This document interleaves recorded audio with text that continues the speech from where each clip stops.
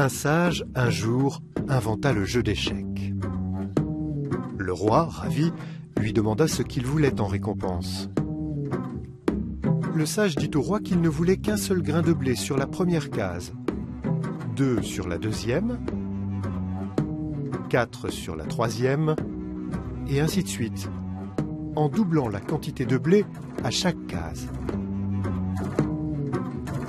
Le roi se dit que l'homme était bien bête de demander quelques kilos de blé plutôt que de l'or, mais il se rendit compte bientôt qu'au bout de 64 doublements, la quantité de grains était supérieure à la production mondiale de blé, et il dut abdiquer.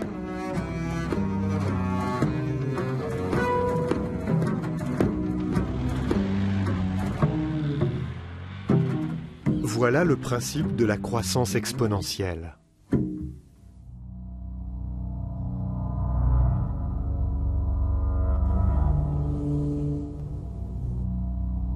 Imaginez que ce principe s'applique à la population, à la pollution, à l'exploitation des ressources naturelles et à la consommation.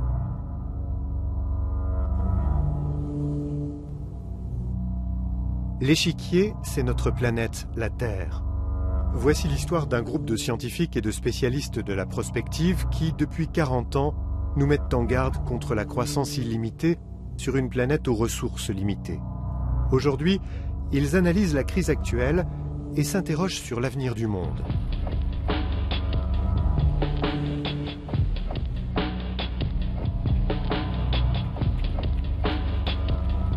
This is the first U.S. presentation of an 18-month study of global limits to growth, sponsored by the Club of Rome with Volkswagen Foundation funding, by an international team of 17 scientists at the Massachusetts Institute of Technology under the direction of Dr. Dennis L. Meadows.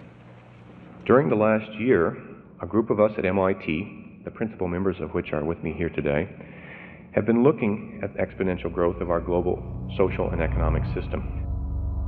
We've been led to 5 basic conclusions.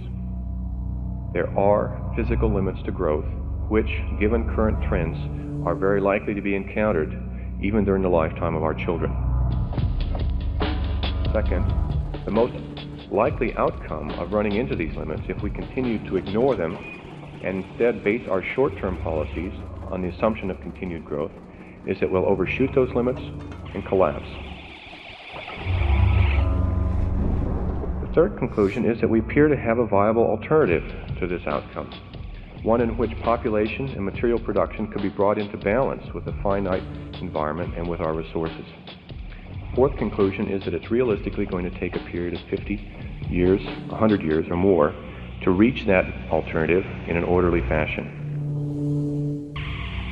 And finally, and I think this is extremely important, every year we delay beginning to form our goals and moving towards them makes an orderly transition to this stable situation much more difficult, and it decreases our ultimate options. 40 years ago, I stood up and Il y a 40 ans, j'avais posé cette question. Comment la société planétaire peut-elle s'organiser pour offrir une existence équitable, paisible et décente aux habitants de la planète? Aujourd'hui, 40 ans plus tard, on commence à prendre cette question au sérieux. Mais je suis inquiet. Cette interrogation n'a rien perdu de sa pertinence. Mais les réponses ne sont plus les mêmes. Il y a 40 ans, il était encore possible, en théorie, de ralentir le cours des choses et d'atteindre un état d'équilibre. Aujourd'hui, ça n'est plus possible.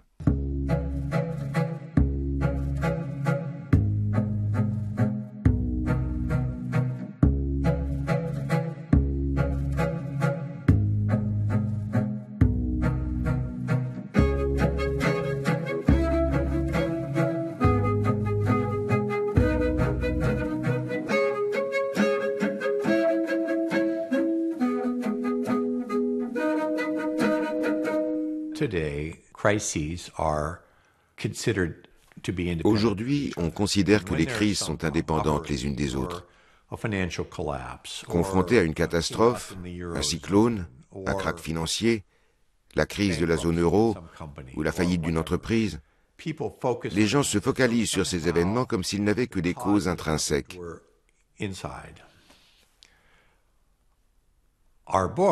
Nos recherches prouvent le contraire. Les causes de ces crises sont souvent très éloignées de leur manifestation.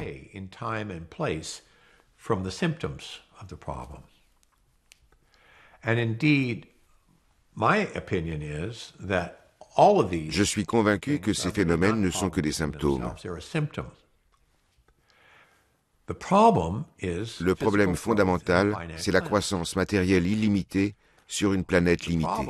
Nous avons porté la croissance démographique, la consommation alimentaire, la production énergétique et la consommation de biens matériels à des niveaux qui ne sont pas soutenables. Analyser les crises singulières comme les symptômes d'une crise globale. Voilà la contribution visionnaire du scientifique à l'origine du livre « Les limites de la croissance ». Aurelio Peccei, le fondateur d'un groupe de réflexion mystérieux, le Club de Rome.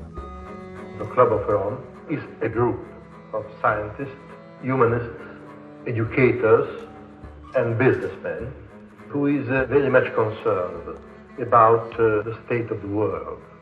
We cannot say that we have economic and ecological and political, psychological and security problems. Each problem is a multifaceted problem. Interconnected. And each one interacts with the others. And many of these interactions are explosive.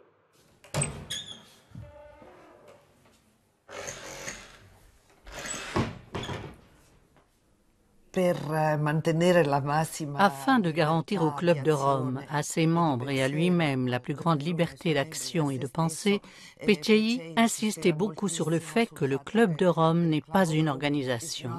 C'est une non-organisation. J'ai commencé à écrire des lettres à des personnes qui étaient citées dans les journaux.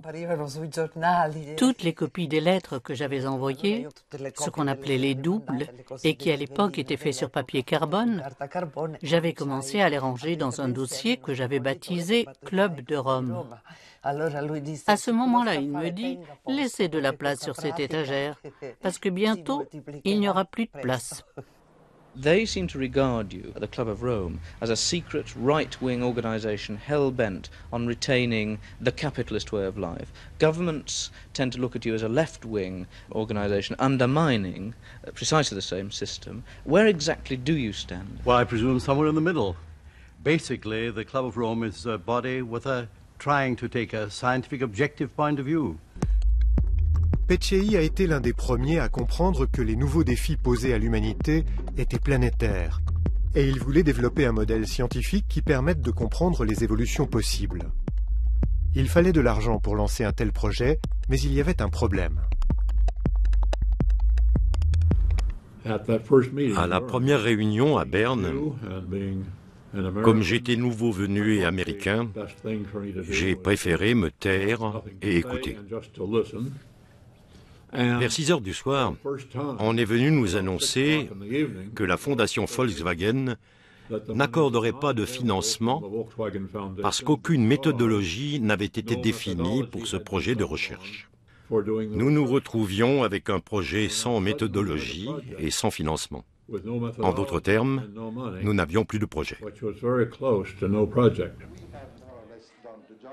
Jay Forrester du MIT est l'un des pionniers de l'informatique moderne et le fondateur de la dynamique des systèmes, la discipline qui étudie les interconnexions entre des systèmes complexes. Il était sans doute le seul à pouvoir offrir à Peccei des outils pour comprendre l'avenir. Et il était présent à cette réunion. Je les ai invités à venir au MIT pour se familiariser avec cette approche, en précisant qu'ils devraient venir pour 2 semaines, parce qu'il leur faudrait au moins ça pour comprendre. Ils ont accepté et m'ont dit qu'ils viendraient 3 semaines plus tard. Dans l'avion du retour, un vol Air France je crois, il y avait 9 sièges inoccupés autour de moi. J'ai commencé à étaler des feuilles de papier pour esquisser une simulation des problèmes qui avaient été évoqués selon la méthode de la dynamique des systèmes. The problem here is that these systems are what we have come to call counterintuitive. They do not behave the way we think they do. And there are reasons for this. The human mind has gathered its intuition and its experience in dealing with simple systems. Driving an automobile is about the most complex system that the human mind thoroughly grasps.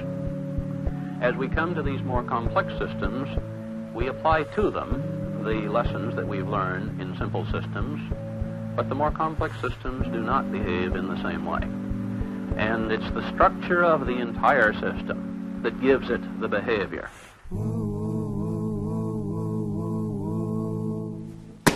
This, my friend. Et ça, ce sont les souvenirs de mes premières années au MIT. Voilà le MIT à l'époque, un coucher de soleil, notre appartement. Je suis arrivé au MIT en janvier 1970 pour étudier la physique. Au bout de 2 mois, j'ai su que ce n'était pas ce que je voulais faire. J'ai assisté à une conférence de Forrester. J'ai compris en l'écoutant que ma vie était là. J'ai obtenu mon transfert à l'école de management. J'ai été admis dans votre groupe et j'ai participé à la réunion de juin. Forrester t'a confié la responsabilité du programme. Comment avez-vous fait? En revenant de la réunion de Berne, Forrester a esquissé un diagramme du modèle sur un morceau de papier.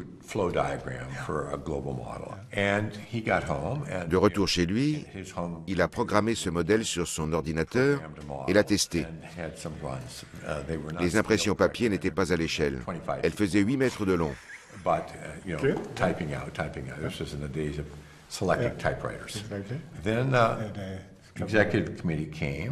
Le comité exécutif s'est réuni et je me souviens en rentrant avoir dit à Donella, c'est un projet intéressant et je crois savoir comment le mettre en œuvre. J'ai rédigé une proposition de 3 pages pour le Club de Rome et ils l'ont accepté. J'ai formé une équipe de 16 personnes travaillant sur 5 domaines.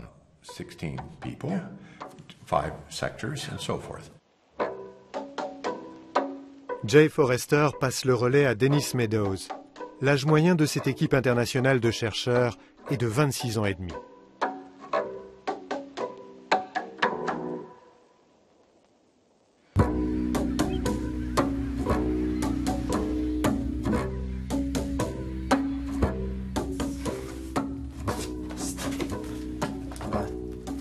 Que de souvenirs. Ah.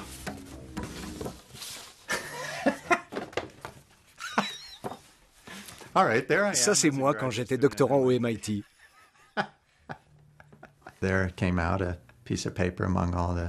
On a proposé à tous les doctorants de participer à un groupe de recherche sur la dynamique des systèmes. J'ai foncé dans le bureau de Dennis pour lui dire « Je trouve ça fascinant. J'aimerais faire partie de l'équipe. » Dennis m'a répondu « Très bien, tu es le premier candidat, on te prend dans le groupe. »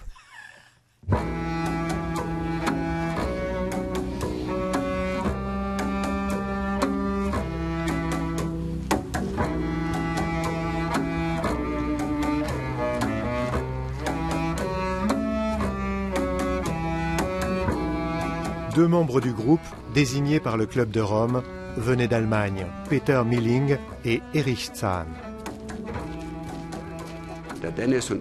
Dennis et moi avions été conviés dans le cercle plus restreint des membres du Club de Rome. Ce projet était entièrement financé par la fondation Volkswagen. Pour que l'équipe se mette au travail sans plus tarder, Aurelio Peccei a fait un chèque de $50 000. Nous avons donc acheté des tables et des chaises avant de nous atteler à notre projet dans une ancienne usine qui se trouvait sur le site du MIT.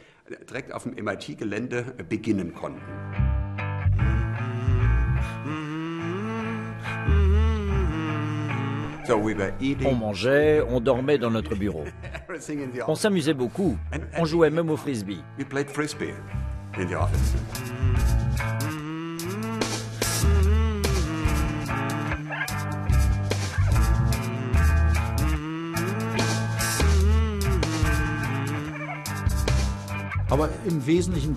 Le noyau dur de ce groupe était essentiellement composé de 6 personnes.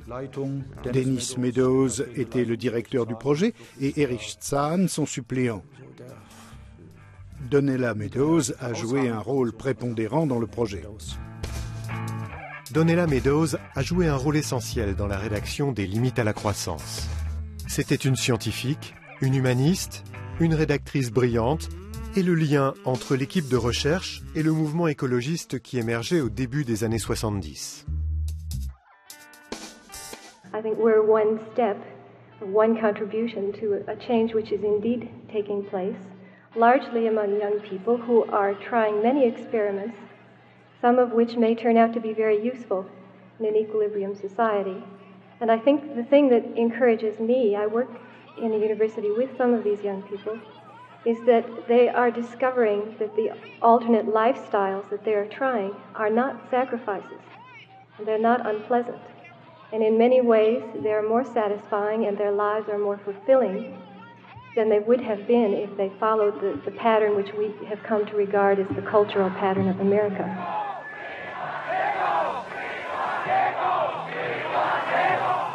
At that time, we were all optimists.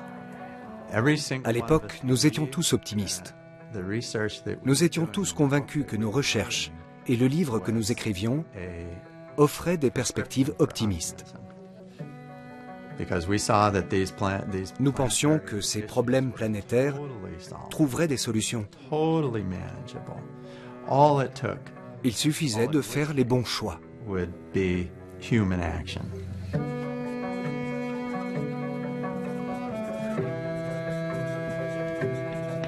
Eventually, I want to understand population, and one influence on population is deaths. Les limites à la croissance présentaient 12 scénarios possibles pour l'avenir, qui allaient de l'effondrement à l'équilibre. And I've assumed that that's a function of food per capita. Les scénarios dépendaient entièrement des choix faits par les hommes. Le professeur John Sterman enseigne toujours les thèses de cet ouvrage au MIT. Quel était le message des limites à la croissance ? Voici un diagramme très simple qui illustre les concepts des limites à la croissance. Ici, nous avons la population qui croît de manière exponentielle si on ne prend aucune mesure, ou si la fécondité ne diminue pas. Là, la croissance économique qui suit aussi une courbe exponentielle. Toute cette croissance se produit sur une planète aux ressources finies. Des pans importants de ce système global génèrent structurellement une croissance exponentielle. La population et la croissance industrielle suivent par nature une croissance exponentielle. Quand nous approcherons des limites de la Terre, il n'y aura pas de réduction progressive de la population et de l'activité économique, ni une adaptation en douceur à la capacité de charge de la planète. En raison du retard dans la prise de décision, nous allons dépasser ces limites et entrer dans une zone insoutenable. Il n'y aura pas d'autre choix que de revenir en arrière. Soit il y aura une réduction organisée, un déclin programmé, ou bien la nature prendra le dessus et nous forcera à revenir dans une zone de croissance durable. S'il est vrai que les ressources globales sont limitées, alors le développement durable est un concept essentiel. Dans une économie durable, il y a un équilibre parfait entre les ressources naturelles et leur utilisation. Prenons l'exemple des zones de pêche en Méditerranée. Si la demande de poissons augmente, dans un cycle économique normal, la production augmentera également. Cela conduira à une surpêche. Au bout d'un certain temps, la ressource halieutique s'effondrera, même à un taux de reproduction normal. Les poissons disparaîtront complètement en Méditerranée. Au contraire, une gestion durable de la pêche prend en compte la ressource halieutique, le taux annuel de reproduction et l'état général de l'écosystème. À court terme, cela peut entraîner une réduction des volumes de pêche dans cette région, mais grâce à une gestion durable de la pêche, la mer restera une source permanente de nourriture.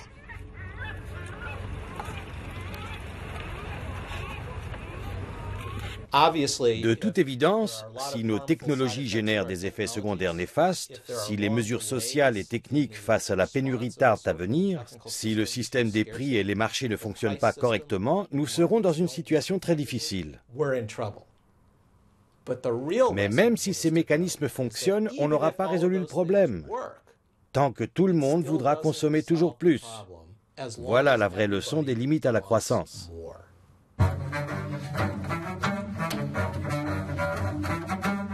Les limites à la croissance a été un succès mondial. Le livre a été traduit en 30 langues et s'est vendu à plus de 10 millions d'exemplaires. Le message du livre a déclenché un vaste débat public. There can be no doubt what one subject has aroused most controversy among scientists during the past 12 months. I mean, of course, the prospect of doom for mankind because of pollution, overpopulation, overuse of resources. Well, I think that the conclusions of this study are completely wrong. If you check what happens if you vary all your assumptions together, then I understand from the Science Policy Research Unit at Sussex, who have actually been checking your model, the catastrophe disappears altogether. That's interesting. I spent all last Friday down with the Science Policy Research Institute, and they didn't indicate that. Well, this is developing debate who spoke to them last. I spoke to them this morning. The limits to growth. Les limites à la croissance s'attaquent aux fondations même de la recherche économique moderne. Si l'on n'est pas convaincu que la croissance est possible et nécessaire, l'étude de l'économie n'a plus de raison d'être. À la sortie du livre, tous les économistes étaient scandalisés. La première attaque d'envergure a été publiée quelques semaines après la parution des limites à la croissance, dans un article publié dans le supplément littéraire du New York Times. La page de couverture lui était entièrement consacrée. C'était un article rédigé par 3 macroéconomistes qui inauguraient 30 ou 40 ans de critique permanente des limites à la croissance. La plupart des macroéconomistes traditionnels considèrent que le livre ne vaut pas un clou. Les prophètes du désastre. C'est le ton de l'époque. Voici un article intitulé « Le spectre de la famine ». L'avenir de la planète, la foi ou le suicide? Je me souviens de notre état d'esprit à cette époque. Les gars, vous n'avez rien compris au message. Si nous avions 30 jours pour sauver la planète, est-ce que l'on agirait avant le 29e jour? En voilà un qui a compris. Nous traitons de systèmes dynamiques avec des constantes à long terme. Le 29e jour, c'est trop tard. Agissez dès le premier jour, ne gaspillez pas le 2e, le 3e et tous les autres jours à vous demander si la science nous conseille d'agir. En juin 1972, quelques mois après la parution des limites à la croissance, des dirigeants du monde entier se retrouvaient à Stockholm pour la première conférence sur l'environnement présidée par le Canadien Maurice Strong, profondément influencé par le message du livre. Il était difficile de trouver un compromis entre les intérêts de tous les pays, mais les préoccupations partagées concernant l'état de la planète furent actées dans la déclaration de Stockholm. And if it were to contain nothing more than that principle, that nations must accept responsibility for the consequences of their actions on others, it would be a historic document and an extremely important base on which to build. We have to take a better care of our small planet. And that is the message which will come out from Stockholm, irrespective of the immediate political situations of the interests. Dr. Mansholt, who, as you know, is the president of the European Economic Commission, he has tried to translate the ideas of the Club of Rome, the MIT report, into practical action. Je ne sais pas si ce rapport de MIT est déjà publié en français, je ne crois pas. Nous l'avons publié. Ah, vous l'avez publié? Dans le numéro spécial, oui. Bon. Alors tout le monde l'a lu, je crois.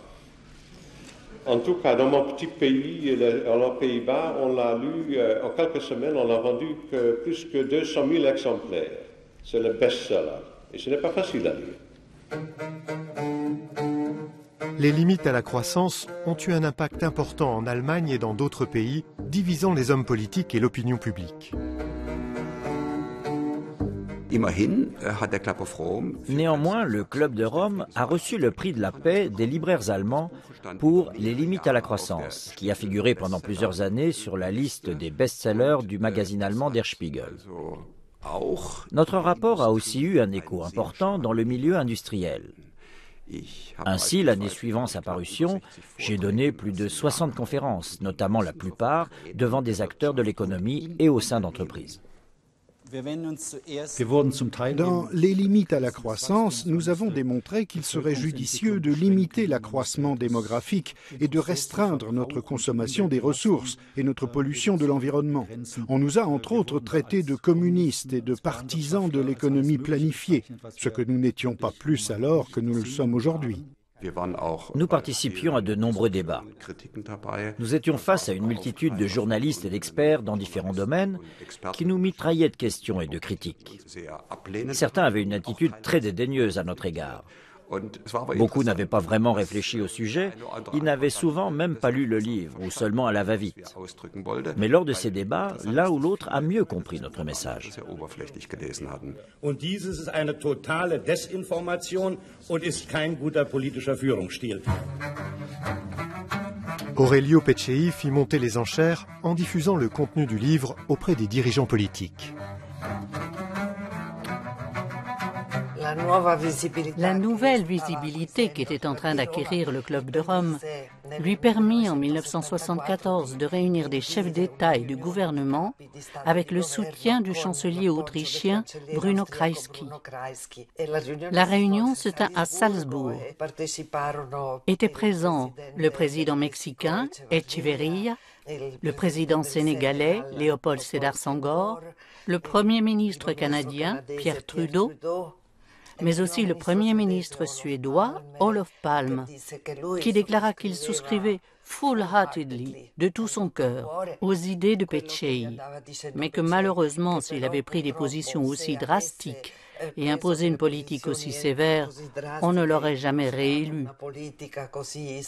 Par conséquent, il considérait qu'il était nécessaire de faire des compromis.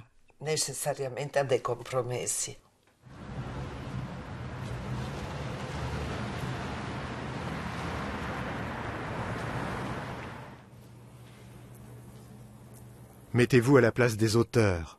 Ils n'ont pas 30 ans et se retrouvent au centre d'une controverse mondiale. Comment ont-ils réagi?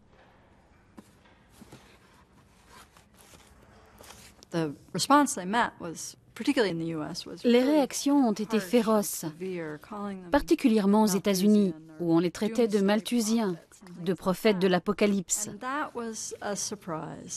C'était une surprise pour eux. Et chaque auteur a réagi à ces controverses à sa manière.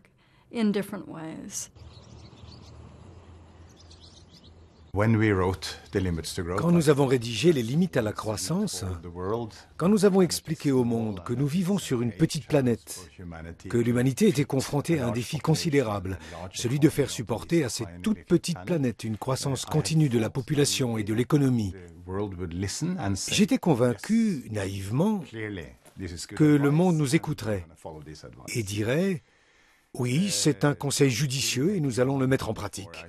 J'ai vite compris que ce n'était pas le cas. Après avoir pendant 10 ans tenté de faire passer ce message, j'ai fini par renoncer. Je me suis dit que c'était trop tôt, qu'il faudrait attendre encore une vingtaine d'années pour que les problèmes du monde s'aggravent et deviennent perceptibles. Alors nous pourrions reprendre notre mission et tenter de favoriser une évolution vers un développement durable.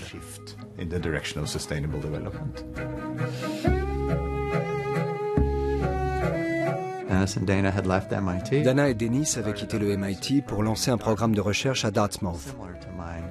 Comme eux, je voulais créer des petites communautés de développement durable. Je les ai suivis à Dartmouth. Mais j'ai compris, au bout de 4 mois, que je devais changer complètement de mode de vie.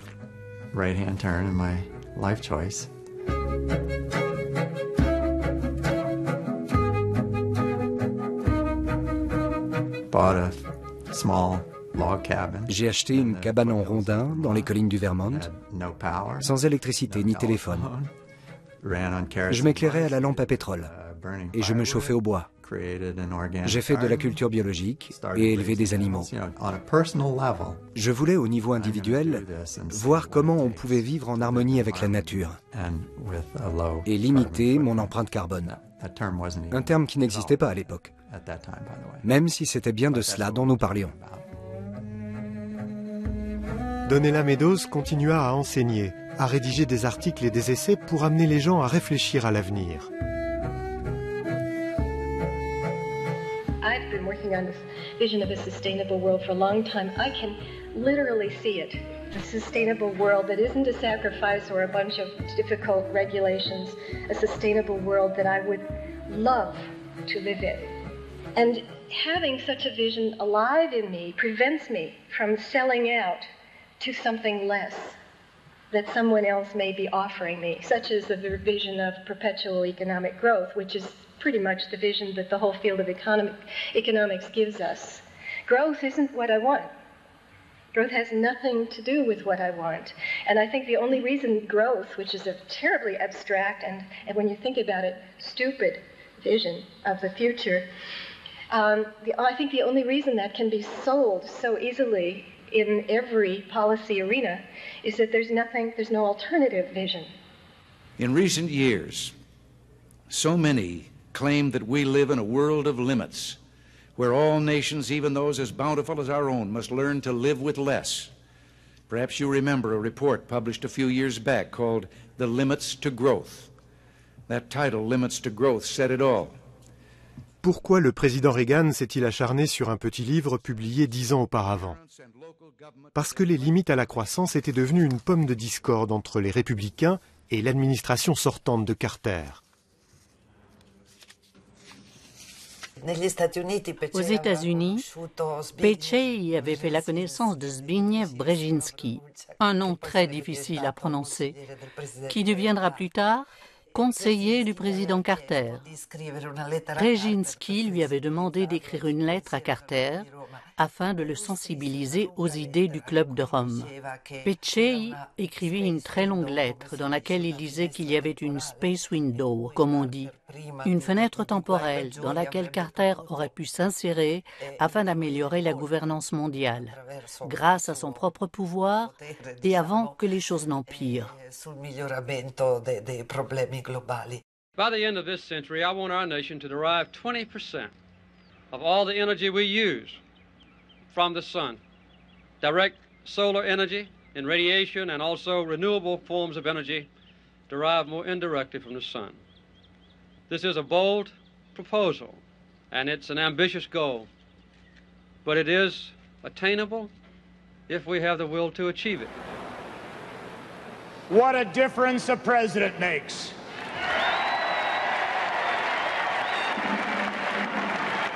Remember 1980? Democratic Party leaders telling us that decline was inevitable, that these forces were beyond our control, and that America had reached its limits. We believed then and now there are no limits to growth and human progress when men and women are free to follow their dreams. And we were right. Les politiques à court terme dominent le monde parce qu'elles correspondent aux intérêts de la plupart des gens, des hommes politiques et des entreprises qui préfèrent privilégier le court terme que construire un monde meilleur pour nos petits-enfants.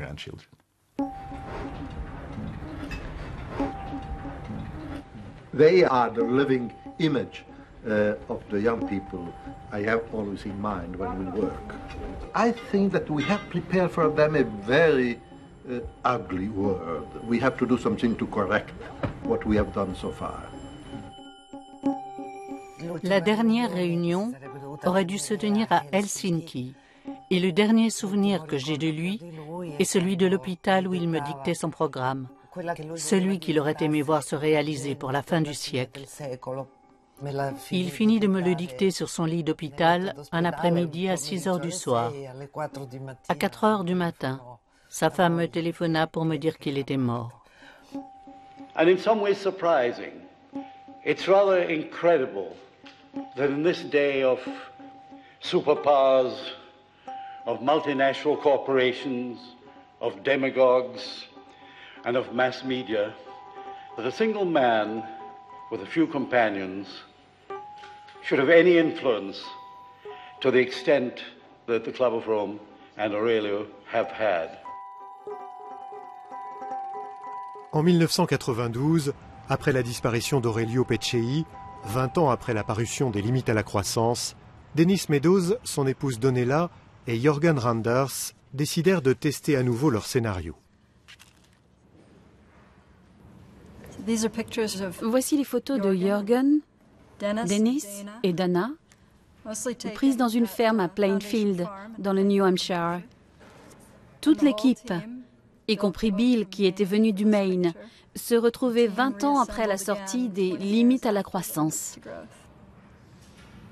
Mon rôle était de collecter les chiffres des tendances mondiales, la production alimentaire, la consommation alimentaire par tête, la population, les changements. C'était une question ouverte. Quelles étaient nos options face au scénario actualisé de 20 ans? C'est l'origine du titre de l'ouvrage issu de ces recherches, Au-delà des limites.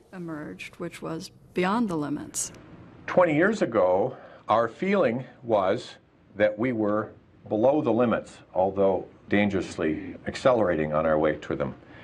On the basis of the work we have done and the evidence which is everywhere available, we now conclude we are above the limits. I don't consider myself any better than any other human being, but I have lived for 20 years with these global models. And I can see, I instinctively understand the global results of personal actions that I take. And I know what kind of world I want to live in. I don't want to live in a collapsing world. I don't want to live in a world, as Jürgen says, it's getting grayer and grayer. And it costs more and more and more to maintain even a decent standard of living. I want to live in a sustainable world where there is no poverty, no hunger, and no erosion of the Earth's resources. En 1992 a lieu à Rio la conférence des Nations Unies sur l'environnement. 20 ans après Stockholm, les limites à la croissance est toujours la cible principale. An historic gathering. 20 years ago, some spoke of the limits to growth. And today we realize that growth is the engine of change and the friend of the environment.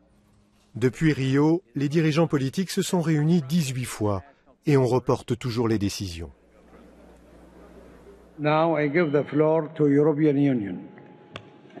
Thank you, Mr. President. Although good progress in various tracks so far has been done, including on the finance, we really strongly feel that time is running out.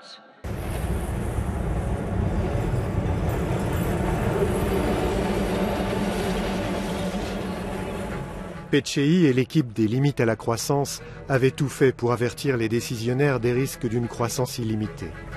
Alors que tout le monde, apparemment, est conscient de la gravité des risques, comme en matière de changement climatique, on ne prend aucune mesure.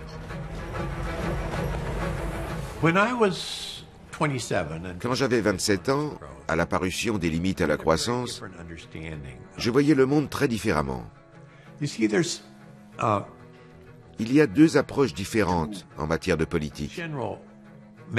Les scientifiques collectent des données et déclarent « Grand Dieu, le niveau des mers s'élève, les tempêtes sont plus violentes, les sécheresses et les inondations s'aggravent, on assiste à un changement climatique, il faut réduire nos émissions de gaz à effet de serre. » L'autre attitude consiste à dire « Je ne crois pas au changement climatique, parce que les glaciers en fait augmentent de surface. » Les scientifiques étudient la question et disent « Non, en réalité les glaciers diminuent dans le monde entier. » Alors les climato-sceptiques rétorquent « En fait, je me soucie peu des glaciers. Je ne crois pas au changement climatique. Je ne vois pas de raison d'agir parce que les ours polaires se portent beaucoup mieux aujourd'hui. » Les scientifiques se penchent sur la question et disent « Non, en fait, les ours polaires sont très menacés. Ils se noient, ils ne trouvent plus de nourriture, la banquise se rétrécit. » Les climato-sceptiques disent alors « En fait, le sort des ours polaires m'importe peu. Je ne crois pas au changement climatique parce que l'hiver dernier, il a beaucoup neigé sur Washington.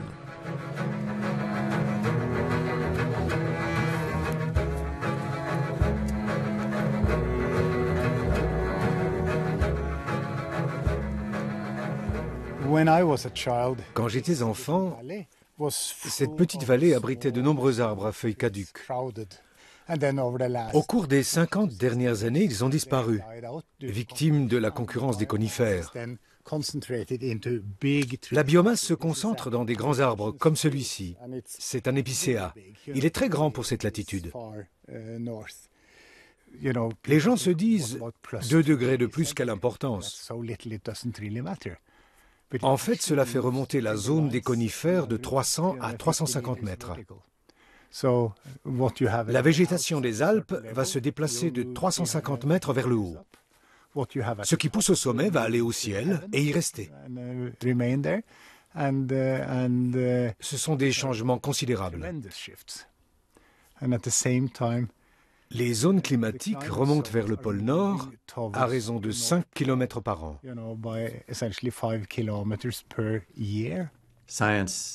La science est fondée sur le consensus.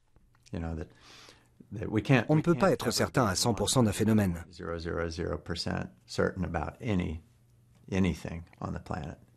Mais on peut être certain à 99% de la réalité du changement climatique.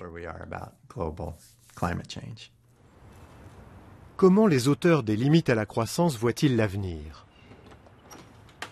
L'action de Bill Behrens consiste à installer depuis 20 ans des panneaux solaires dans toute la Nouvelle-Angleterre.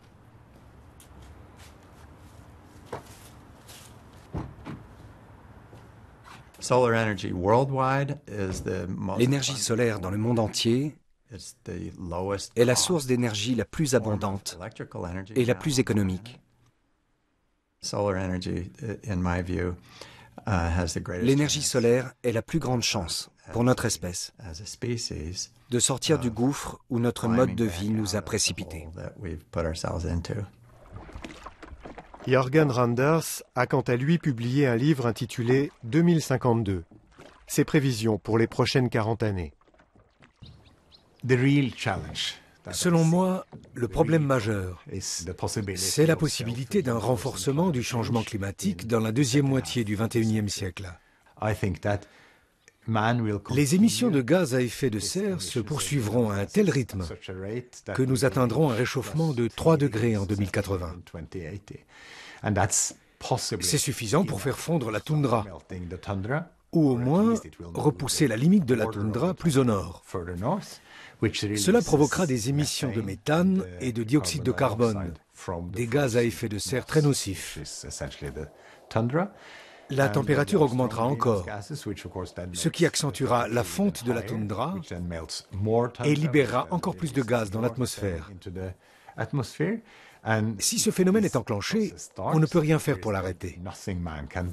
Il se poursuivra jusqu'à la disparition de la toundra et la libération de tout le méthane dans l'atmosphère.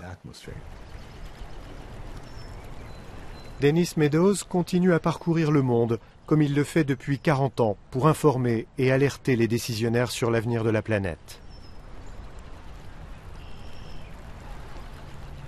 Es ist für mich ein großes Vergnügen hier. Es tut mir leid, ich muss leider auf Englisch wechseln, weil mein technischer Wortschatz fehlt noch. Und ich hätte lieber klug auf Englisch statt dumm auf Deutsch sein. Jetzt befinden wir uns in einer revolutionären Zeitspanne. Ich war am Alexanderplatz, Samstag, und da gab es eine Occupy Berlin-Demonstration. Die wissen nicht wirklich, was sie hier besetzen, die wissen auch nicht unbedingt das, was sie nun wirklich wollen, aber sie wissen, dass die gegenwärtige Situation ihnen nicht gefällt. Und dieses Gefühl, das wird von Millionen, von Hunderten von Millionen von Menschen überall auf der Welt geteilt. Wohin führt das? Ich weiß es nicht. Aber ich habe schon sehr oft gesagt, das glaube ich nach wie vor, dass in den nächsten 20 Jahren also sagen wir mal bis 2030, sie mehr Wandel in diesem Land erleben werden, in dieser Union in Europa, als man sich vorstellen kann. Mehr Veränderung in 20 Jahren, als es in den gesamten 100 Jahren davor gegeben hat. Politischer Wandel, sozialer Wandel, Umweltwandel, auch wirtschaftsmäßig großer Wandel. Also wir leben da schon in einer Zeit, in der viele der Annahmen, die wir alle haben und die wir halten, verändert werden. Und das Ganze wird in unserer Lebenszeit passieren. L'histoire des limites à la croissance montre que l'on a perdu 40 ans. Quelles sont pour Jürgen Randers et Denis Meadows les mesures à prendre?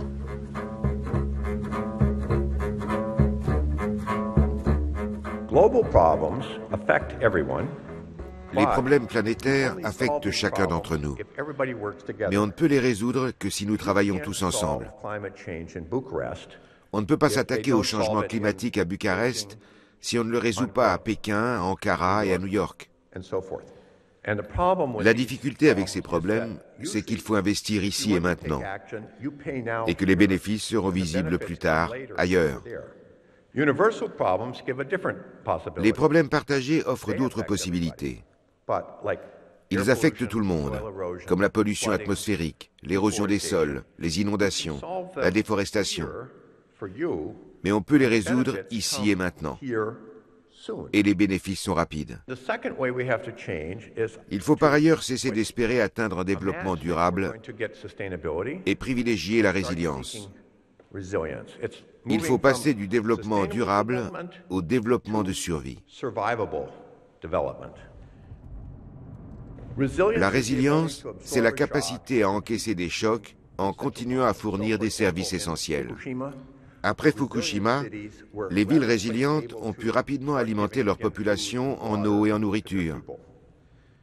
Les villes qui n'ont pas eu cette capacité de résilience ont été dépassées. Pour résoudre les problèmes des changements climatiques, il suffirait de transférer 1 à 2% de l'emploi et des investissements des activités polluantes vers des activités propres. Est-ce que le système capitaliste peut nous aider à réaffecter ces flux d'investissement? La réponse est non, bien sûr. Le capitalisme affecte les investissements aux secteurs les plus rentables, pas aux secteurs qui offrent un bénéfice social. Le capitalisme ne résoudra pas ce problème. Est-ce que la société ne pourrait pas réguler le capitalisme pour allouer les ressources à des projets qui seraient bénéfiques pour la société et rentables pour le capital? Si, bien sûr. La société pourrait s'entendre pour imposer un coût aux émissions de gaz à effet de serre, un prix du carbone, ce qui rendrait les investissements dans les voitures électriques plus profitables que de construire des voitures à moteur conventionnel. Il faut pour cela que les parlements votent ces mesures. Les parlements sont composés d'élus qui dépendent de leurs électeurs. Et leurs électeurs privilégient le court terme. Ils sont hostiles à l'augmentation des prix de l'essence ou des prix de l'énergie. Le problème fondamental, c'est la vision à court terme des individus qui s'exprime dans la démocratie et le capitalisme. Ce sont ces systèmes de gouvernance qui organisent nos existences. Voilà le problème. Il est en vous, en moi, en tout le monde. C'est la vision à court terme de l'être humain. Le premier tableau des limites à la croissance de 1972 s'intitulait « Les perspectives pour l'humanité », avec le commentaire suivant. Bien que les perspectives d'avenir des hommes varient dans le temps et l'espace, tout ce qui compte pour nous peut être figuré dans ce graphique espace-temps. La plupart des gens ne s'intéressent qu'à ce qui touche leur famille ou leurs amis sur une courte période de temps. D'autres se préoccupent de l'évolution d'un espace plus vaste, une ville ou un pays. Très peu de gens ont une perspective globale et se projettent dans un avenir lointain.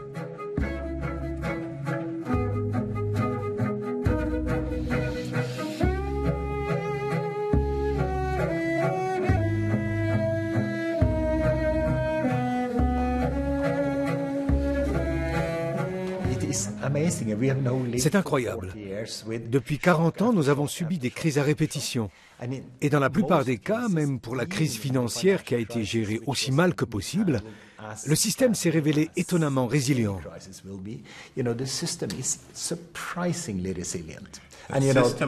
Le système est étonnamment résilient, surtout pour les riches. Oui, c'est vrai. Aujourd'hui encore, des tas de gens continuent à souffrir de la crise de 2008. De notre point de vue, le système a fait preuve de résilience. Mais pour des milliards d'individus, ce n'est pas le cas. C'était un désastre. J'ai beaucoup apprécié de te voir évoquer dans ton livre des questions rarement abordées. Est-ce que la démocratie est un système politique capable de gérer ce type de problème? Je ne peux pas donner mon opinion sur la dimension morale de cette question. Mais il faut constater objectivement que les nations démocratiques n'arrivent pas à contrôler les émissions de CO2. Elles sont impuissantes à contenir les dégâts écologiques à l'échelle de la planète. Je crois qu'il est important de soulever ces questions pour faire réfléchir les gens. C'est ce que tu as fait. Sais-tu que le gouvernement norvégien a affecté une somme considérable, 50 millions de dollars, c'est incroyable, à la construction d'un conservatoire des semences. Ils ont choisi une colline dans le permafrost pour les conserver à moins 35 degrés aussi longtemps que possible, et ils proposent à toutes les nations d'y conserver leurs matériaux génétiques. Cela témoigne d'une vision à long terme. Je n'imaginais pas qu'une démocratie puisse agir en faveur d'un groupe indéterminé dans un avenir lointain. Dans certains cas, heureusement, l'actualité me donne tort.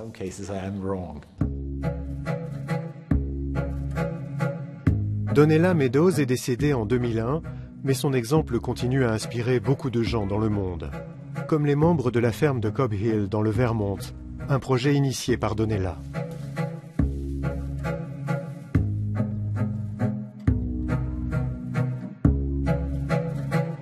Certains rêves finissent par se réaliser.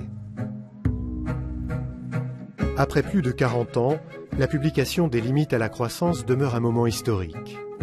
Aujourd'hui encore, il marque le début d'un débat global sur le développement durable, la création des organisations et des partis écologistes dans de nombreux pays industrialisés, et le début d'une politique environnementale moderne.